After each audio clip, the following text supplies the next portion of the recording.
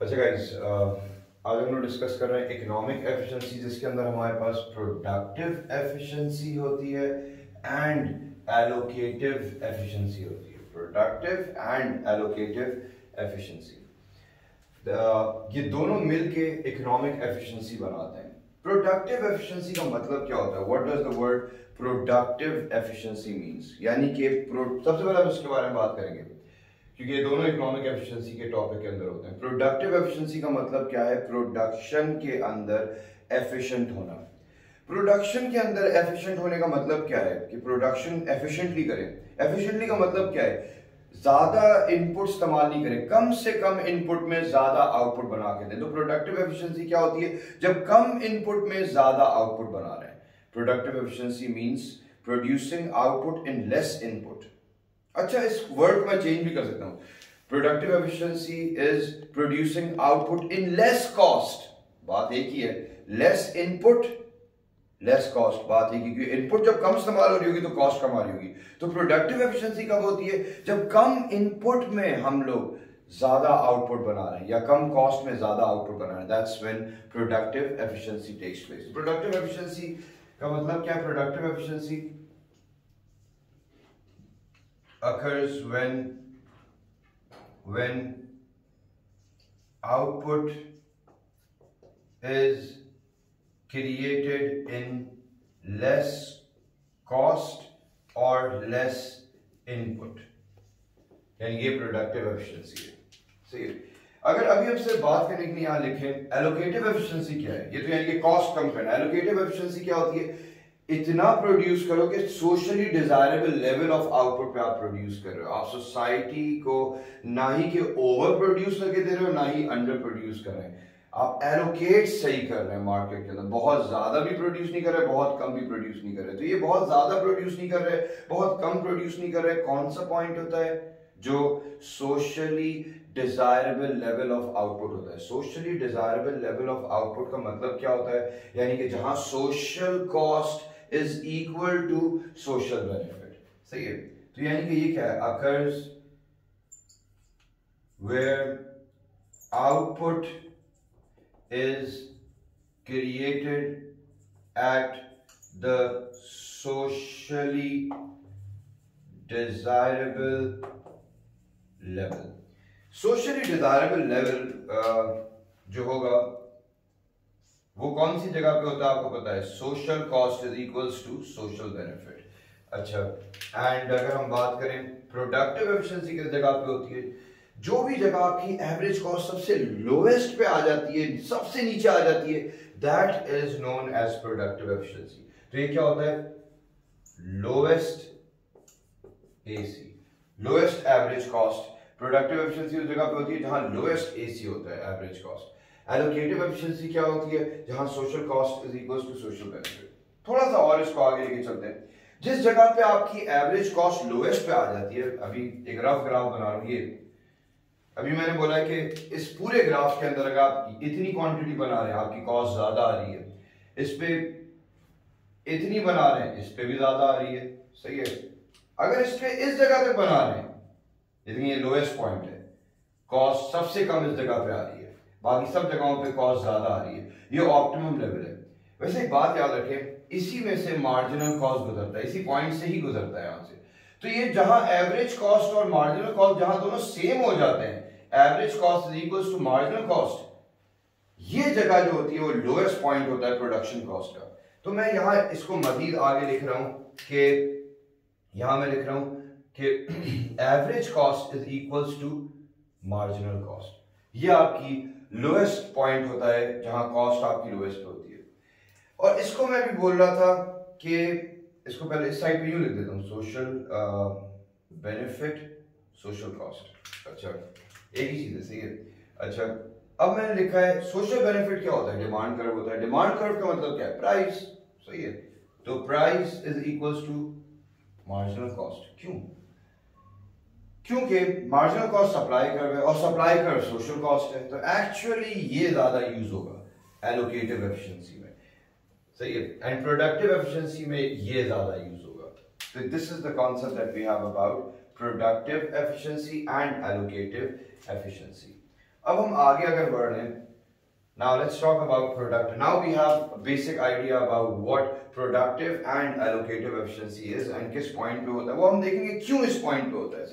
पहले हम अभी किसकी तरफ बढ़ रहे हैं, productive efficiency of a firm. अगर हम बात करें productive efficiency of a firm, एक फर्म का प्रोडक्टिव एफिशिएंसी लेवल कहां होता है? Productive efficiency of a firm occurs at any point where cost of production is on its lowest। सही है, अपने लोएस्ट पे। किस जगह पे लोएस्ट पे होता है?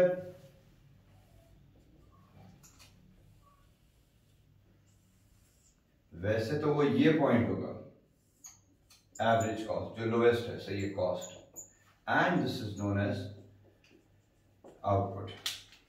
अच्छा, ये पॉइंट जो है, क्योंकि अगर इतनी कम बना रहे हो, इकोनॉमीज ऑफ स्केल नहीं मिल रहा, डिस्काउंट नहीं मिल रहा आपको इतना, सही है, यहां तक बना रहे हो, सबसे कम कॉस्ट आ रही है, इससे आगे जाओगे तो भी कॉस्ट बढ़ जाएगी। सो दैट मीन्स अगर आप प्रोड्यूस कर रहे हैं, आप यहां तक प्रोड्यूस करें, so this is known as the lowest point of a firm. एक फर्म की एवरेज कॉस्ट इस जगह पे लोएस्ट पे होती है। तो हम अगर इस चीज को, ये बहुत बेसिक ग्राफ है, अगर हम इसको, मार्जिनल कॉस्ट भी तो यहीं से इंटरसेक्ट होके जाता है, तो यानी कि ये जो पॉइंट है जहां दोनों इंटरसेक्ट हो रहे हैं, जहां average cost is equals to marginal cost is the lowest cost of production of a firm. तो यानी कि प्रोडक्टिव, ये क्या है, productive efficiency of a firm. एक फर्म की प्रोडक्टिव एफिशिएंसी इस जगह पर होती है। इसी तरह से हम देखें, ये तो फर्म की, ये फर्म की एफिशिएंसी हो रही है। अब पूरी इंडस्ट्री में कौन सा ऐसा फर्म है जिसकी जो एफिशिएंसी है वो सबसे ज्यादा है? अब हम बात करेंगे productive efficiency of a firm in the industry. In the industry का मतलब क्या है? पूरी इंडस्ट्री में प्रोडक्टिव एफिशिएंसी किस जगह पे होती है? पूरी इंडस्ट्री, जो फर्म सबसे कम कॉस्ट में कोई चीज बना रहा है वो प्रोडक्टिवली एफिशिएंट है। तो यानी कि क्या है, occurs at any point where a firm has the lowest average cost curve in the industry। Firm और इंडस्ट्री में फर्क क्या है? फर्म एक फर्म है, सही है, एप्पल इज वन फर्म। पूरी इंडस्ट्री में क्या है? एप्पल, सैमसंग, हुआवे, बहुत सारे फर्म आते हैं, सही है। तो जो फर्म पूरी इंडस्ट्री में सबसे कम कॉस्ट में कोई चीज बना सकता है, that's known as productive efficiency of a firm in the industry. अब ये लोएस्ट एसी मैंने बोला है, lowest AC curve in the industry. अब इसको बाय ग्राफ अगर हम देखें, यहां एवरेज कॉस्ट से एक और एवरेज कॉस्ट, एक और एवरेज कॉस्ट, ये है जो ब्लू वाला है, दिस इज सैमसंग। ये सैमसंग, ये वाला जो है let's suppose it's Huawei, I guess ऐसी स्पेलिंग है इसकी, ई शायद मेरे ख्याल से पहले आता है, एंड इसके बाद क्यू मोबाइल। एक चीज देखें, अगर हमें 100 यूनिट्स बनाने हैं, 100 यूनिट्स, यहाँ क्या है, यूनिट्स क्वांटिटी से है, यहाँ कॉस्ट। 100 यूनिट्स बनाने के लिए कॉस्ट आती है इसको $20 पर पीस। अच्छा, इसको कॉस्ट आती है लेट्स सपोज दूसरी कंपनी को $50। इतने लार्ज स्केल पे नहीं बना रहा ना, इसमें आती है 70। तो कौन सा ऐसा फर्म है जिसकी लोएस्ट कॉस्ट आ रही है पूरी इंडस्ट्री में? सेम क्वालिटी का फोन बना रहे हैं, सही है, सेम क्वालिटी का फोन बना रहे हैं, बट सैमसंग बहुत ज्यादा क्वांटिटी बनाता है, प्लास्टिक बहुत खरीदता है,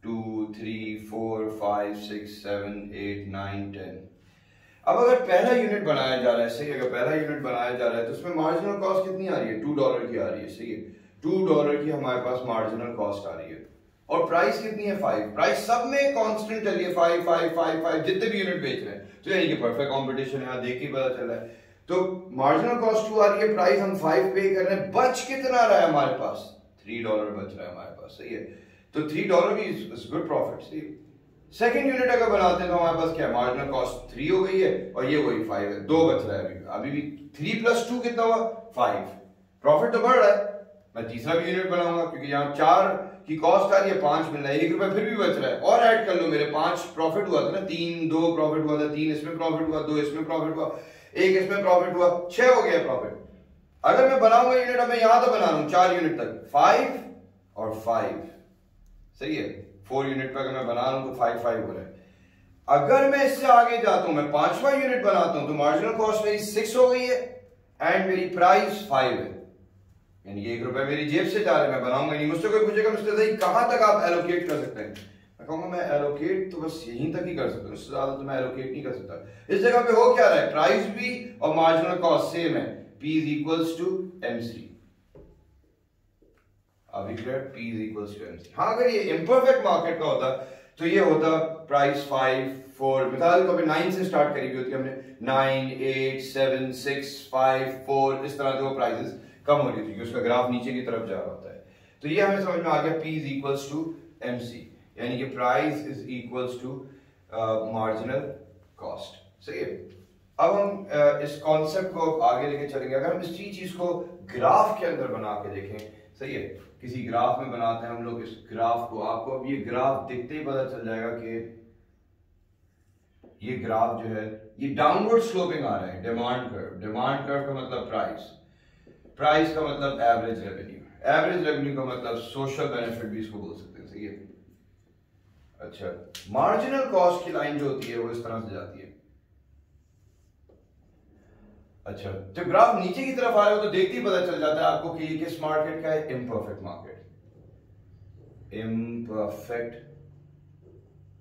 मार्केट का। ये किसका है? Imperfect market.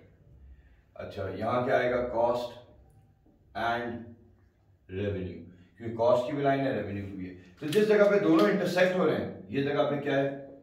Price = marginal cost. ये क्या है? Allocative efficiency. अगर होती एलोकेटिव एफिशिएंसी, अगर होती तो इस जगह पे होती है, सही है। वो अलग बात है, एलोकेटिव एफिशिएंसी इसमें होती नहीं है, वो रेयर केस में वो यहां तक घसीट के प्रोड्यूस कर रहा हो तो हम बोल सकते हैं हाँ एलोकेटिव एफिशिएंसी है, बहुत रेयर केस में होता है। अच्छा, अब अगर हम यही चीज बराबर में बना रहे हैं, ये जो है बिल्कुल स्ट्रेट लाइन जा रही है। ये क्या है? Demand = price = average revenue = marginal revenue = social benefit. अच्छा, मार्जिनल कॉस्ट जो होती है वो जैसे इसका शेप है, इसमें भी इसी शेप की होगी, सही है। अच्छा, ये किस जगह पे इंटरसेक्ट हो रहा है? इस जगह पे, जैसे यहां, सही है। इस जगह पे क्या है? P = MC, allocative efficiency. ये कौन सा मार्केट है? Perfect market. ये परफेक्ट मार्केट में आपके पास इस तरह से क्या कहते हैं, शो कर सकते हैं। इम्परफेक्ट में इस तरह से, वैसे इम्परफेक्ट में होती कम है हमारे पास एलोकेटिव एफिशिएंसी। तो हम अगर अपने FYI लिखें, सही है, FYI फॉर योर इंफॉर्मेशन, सही है, allocative efficiency is found in perfect market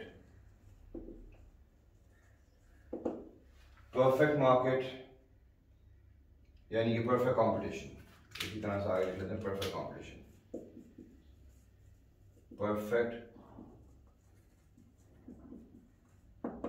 competition। अच्छा, and allocative efficiency is not in, जैसे वहां लिखे वही लिखेंगे, not in imperfect market। Imperfect market, imperfect market में वो बहुत सारे आ जाते हैं, शॉर्ट लिख रहा हूँ उसको, मोनोपोली, डुओपोली, ओलिगोपोली, मोनोपोलिस्टिक, ये सारों में क्या कहते हैं एलोकेटिव एफिशिएंसी नहीं होती। तो यानी कि प्रोडक्टिव एफिशिएंसी, अब मैं ग्राफ के थ्रू और आगे बनाऊंगा, यानी कि if we talk about productive efficiency, allocative efficiency, ये किस मार्केट में होती है? होती है किस में? परफेक्ट मार्केट में। परफेक्ट मार्केट में दोनों होते हैं, जैसे हमने अभी लिखा है, वो ग्राफ के थ्रू अभी प्रूव करेंगे। तो यानी कि इकोनॉमिक एफिशिएंसी होती है, इकोनॉमिक एफिशिएंसी होती है किसमें? परफेक्ट मार्केट में, क्योंकि परफेक्ट मार्केट में प्रोडक्टिव एफिशिएंसी भी होती है, एलोकेटिव एफिशिएंसी भी होती है। और अगर हम बात करें इसी तरह से, अगर हम बात करें प्रोडक्टिव एफिशिएंसी, यही चीज लिख रहे हैं, प्रोडक्टिव एफिशिएंसी, एलोकेटिव एफिशिएंसी नहीं होती किस मार्केट में?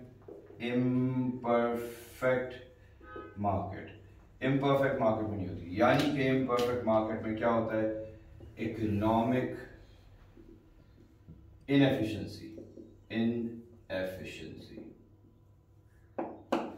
सही, क्योंकि इनएफिशिएंट इसलिए होता है क्योंकि इम्परफेक्ट मार्केट है, क्योंकि उसमें प्रोडक्टिव भी नहीं है, एलोकेटिव एफिशिएंसी भी नहीं है। अब वो क्यों नहीं होता, ये अब हम इसको ग्राफ के थ्रू, हम इसको इस कॉन्सेप्ट को ग्राफ के थ्रू देखेंगे कि why don't we have allocative and productive efficiency in it। सही है। अब 1 मिनट के लिए इसको आप पॉज करें, पॉज।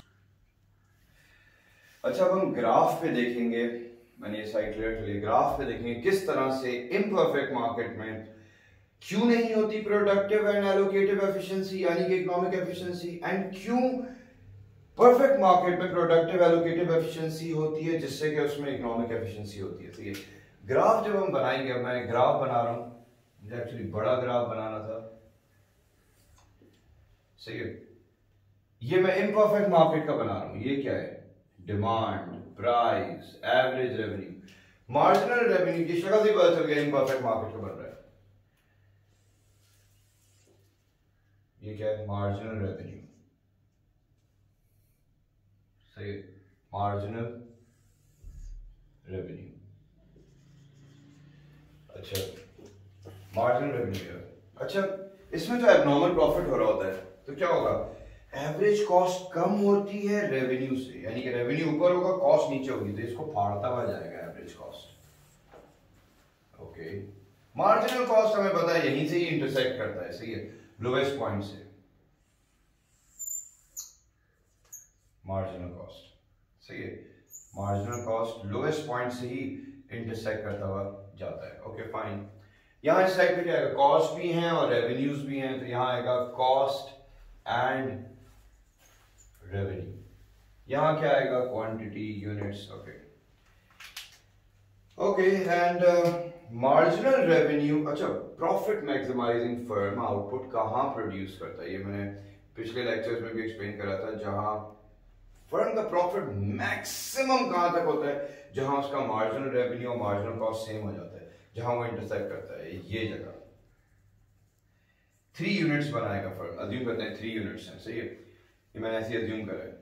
अच्छा, कोई पूछे कि यार बताओ सही, अगर 3 यूनिट्स बना रहे हो तो तुम इस जगह पे प्रॉफिट मैक्सिमाइज कर रहे हो, तो तुम्हारा प्रॉफिट कितना है? मैंने कहा जाओ चेक करो इसको, एवरेज कॉस्ट से लगाओ। उसने कहा तुम्हारी एवरेज कॉस्ट आ रही है जगह पे 60। मैंने कहा ओके। उसने कहा तुम्हारा एवरेज रेवेन्यू आ रहा है 100। मैंने कहा हाँ, तो कह रहा है तुम्हारा 40 का प्रॉफिट है। मैंने कहा 40 का प्रॉफिट है। तो ये तो हमारा परफेक्ट मार्केट में, इम्परफेक्ट मार्केट में ग्राफ ऐसे बनता है। वैसे मैंने एक बात बताई थी, प्रोडक्टिव एफिशिएंसी किस जगह पे होती है? Lowest cost of production. कौन सी जगह है लोएस्ट कॉस्ट ऑफ प्रोडक्शन? जहां मार्जिनल कॉस्ट और एवरेज कॉस्ट इंटरसेक्ट करते हैं, ए। यहां होनी चाहिए थी प्रोडक्टिव एफिशिएंसी, आपके सामने वो यहां बना रहा है, सी पॉइंट पे बना रहा है। सी पॉइंट क्या है? कॉस्ट लोएस्ट पे नहीं है, कॉस्ट मजीद लोएस्ट पे हो सकती थी। तो ए पॉइंट क्या बता रहा है? प्रोडक्टिवली, ए क्या बता रहा है? प्रोडक्टिव एफिशिएंसी इस जगह पे होती, लेकिन क्या है कि कहते हैं firm does not produce at point A, is producing at point C, तो प्रोडक्टिवली इनएफिशिएंट। सही है, तो प्रोडक्टिव एफिशिएंसी इसमें नहीं है। अच्छा, एलोकेटिव किस जगह पे होती है? जहां price is equal to marginal cost. चलो ये रहा बी, ना ही इस पॉइंट पे प्रोड्यूस कर रहा है। बी पॉइंट क्या शो कर रहा है? Allocative efficiency. तो ना ही प्रोडक्टिव एफिशिएंसी है, ना ही एलोकेटिव एफिशिएंसी है, यानी कि ये कहां प्रोड्यूस कर रहा है? Producing at point C. C जो है वो क्या है? Neither productively efficient nor allocatively efficient, यानी कि ये पॉइंट क्या है? Neither productive nor allocative efficient. Economic efficiency होती नहीं है इस मार्केट में, no economic efficiency, that means. सही है, प्रोडक्टिव एलोकेटिव नहीं है तो क्या है? यानी कि no economic efficiency, no economic efficiency. अच्छा, यानी ये क्लियर हो गया बाय ग्राफ। अच्छा, थोड़ा सा हम और आगे चलते हैं इस कॉन्सेप्ट को लेके।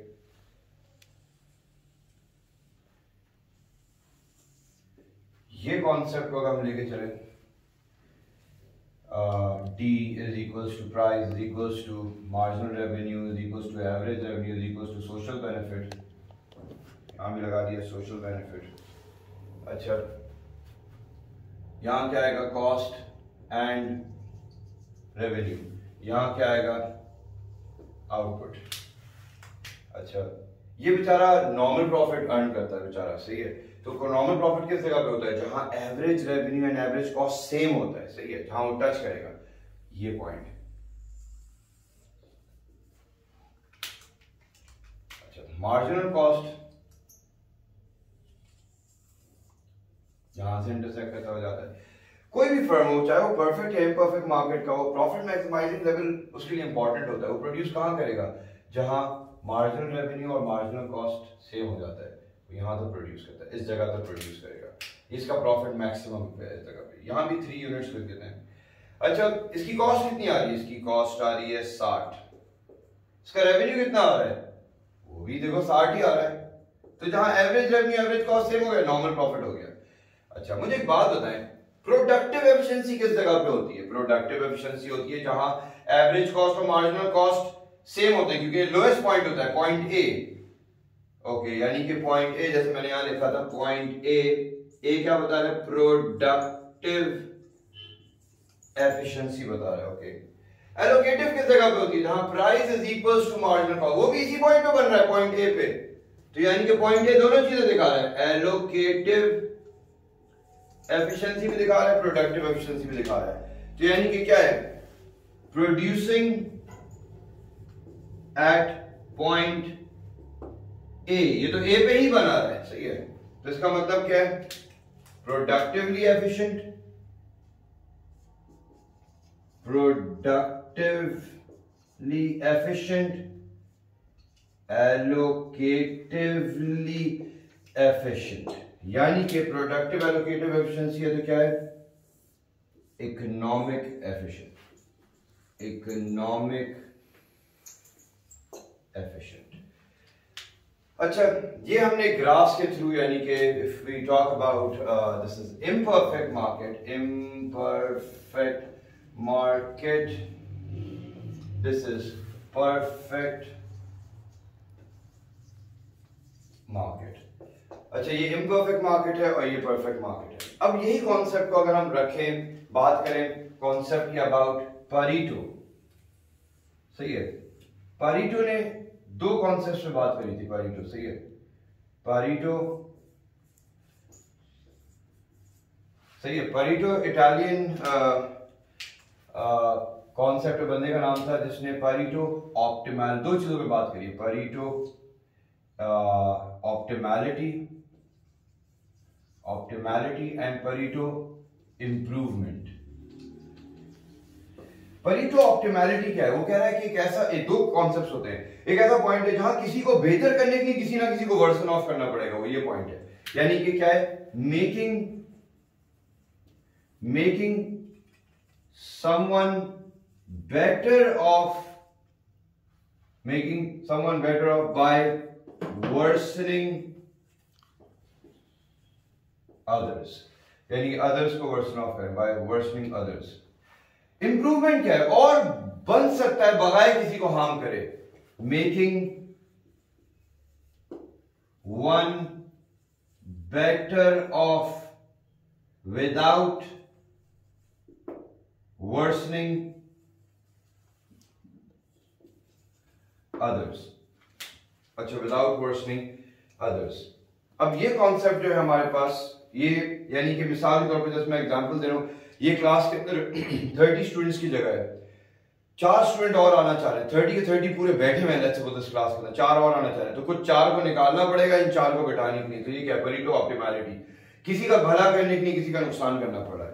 अच्छा, अगर क्लास में 30 की कैपेसिटी और बैठी सिर्फ 6 स्टूडेंट है, 4 और आके बैठ सकते हैं बगैर किसी को निकाले हुए. तो ये क्या है, making one better of without worsening the other. तो ये कॉन्सेप्ट मल्टीपल जगहों पे ये कॉन्सेप्ट अप्लाई होगा. अब ये चीज हम इसको इस जगह पे अप्लाई करेंगे जहां हम इसको प्रोडक्शन पॉसिबिलिटी कर्व से भी लिंक करेंगे, सही है, और हम इसको लिंक करेंगे प्रोडक्शन पॉसिबिलिटी कर्व के बाद हम इसको लिंक करेंगे हम मार्केट. अब ये देखें इस जगह पे ये ग्राफ बनाया मैंने, एक और ग्राफ बनाया इसके साइड में, सही है. अब ये प्रोडक्शन पॉसिबिलिटी कर्व है, ये बेसिकली बता रहा है आप ऑलरेडी ग्राफ के ऊपर बना रहे थे, ये बना रहे थे 2 और ये बना रहे थे 8, टोटल आप ऐसे ही 10 या फिर 10 ये बना सकते हैं. सही है, good A and this is good B. अच्छा, अब आपने डिसाइड करा, आपने कहा मैं ये वाली साइड थोड़ी और बनाना चाह रहा हूं, आप ये x को उठा के यहां ले गए x1, तो 7 ये बनाने के लिए आपको ये 3 बनाने, 7 ये बनाने के लिए आपको ये कम करने पड़े हैं, नहीं कम करने पड़े. To make this side better off you have to worsen this side. तो ये यानी कि क्या, आप ऑलरेडी अपने ऑप्टिमम पे ऑपरेट कर रहे थे. तो ये कॉन्सेप्ट क्या बता रहा है, परीटो किस पे थे आप, परीटो ऑप्टिमैलिटी, यानी कि परीटो ऑप्टिमैलिटी पे थे आप. लेकिन अगर ये वाला कॉन्सेप्ट है 10 10, कंट्री बना ही इस जगह पे रही थी 2 2 2 2 4 बन रहा था, बन सकता है टोटल ऑफ 10 6 कम बन रहा है, तो और बन सकता है, अगर आप चाह रहे हैं इस साइड पे और बनाना बन सकता है बगैर ये साइड कम करे हुए, जरूरत थोड़ी कि आपके रिसोर्सेज अवेलेबल है, दोनों साइड पे भी ज्यादा बन सकता है. अब ये 3 3 6 बन रहा है, 4 और बन सकता है बगैर किसी को वर्सन ऑफ करे हुए. तो यानी कि ये कॉन्सेप्ट क्या बता रहा है, परीटो इंप्रूवमेंट. अच्छा,